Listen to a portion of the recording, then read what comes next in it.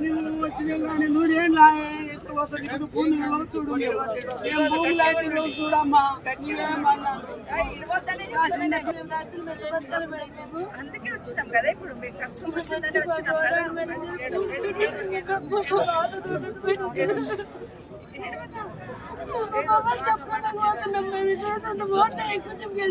madam మేము మా బాణాలు పోతున్నాయి మాకు భూములే అన్నారు ఎక్కడుందని చెప్పు మాకు ఏం లేనట్టు చిన్నగా ఉంటారు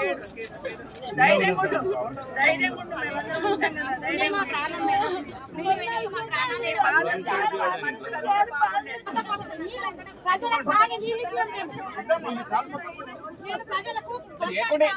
మాత్రం